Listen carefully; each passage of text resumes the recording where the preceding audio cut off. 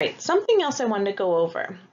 How do you say, how are you feeling or what's wrong with you? In Spanish, a really common phrase that is used is the phrase ¿Qué tiene? So ¿Qué tiene literally means what do you have if you're talking in the usted form, or what does he, she, or it have? ¿Qué tiene? So if someone says to you, ¿Qué tiene? They're literally saying what's wrong with you. So here are a different couple answers. So if it was in the first person and the person had the flu, you might want to say, Tengo gripe. I have the flu.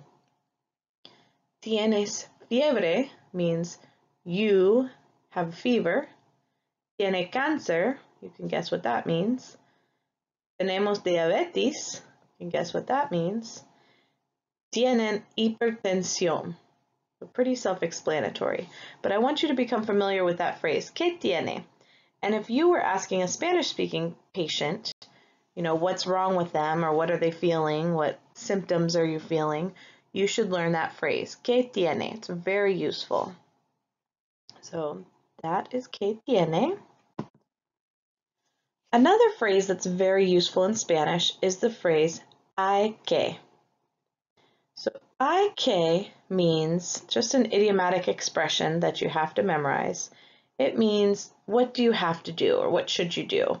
So if someone says to you, you know, I want to give you some advice, and they say, hay que hablar con el doctor.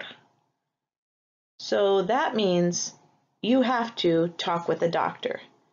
But it's always going to be hay que. You don't need to conjugate that verb I.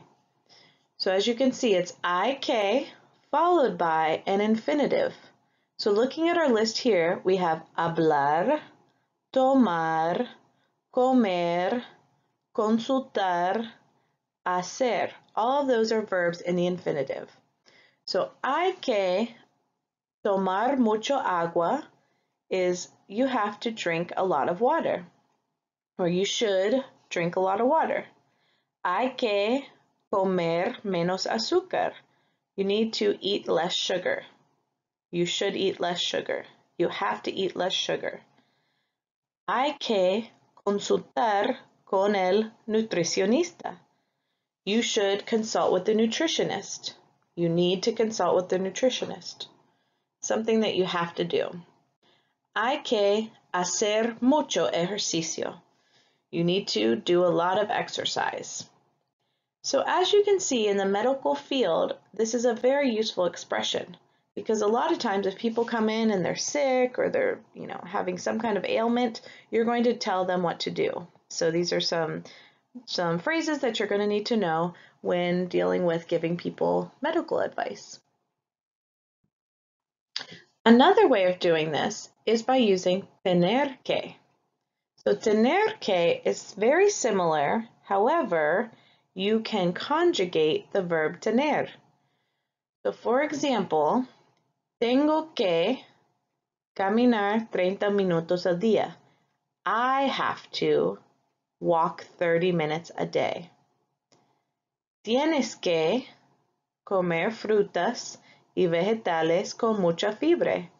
You have to eat fruits and vegetables with a lot of fiber. Tiene que, he, she, or it, has to dormir 8 horas cada noche. Sleep 8 hours every night. Tenemos que evitar el estrés. We all have to avoid stress. Tienen que trabajar menos. You all, plural, or they, have to work less.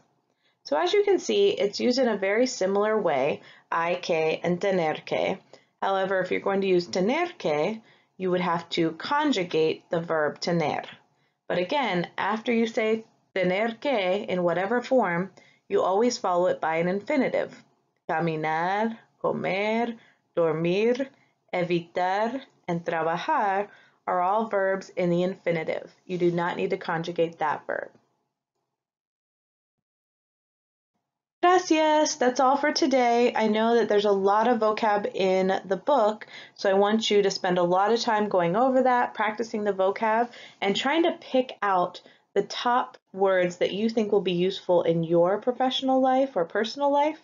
So maybe just focus on, the top 20 words in each list and really learn those well.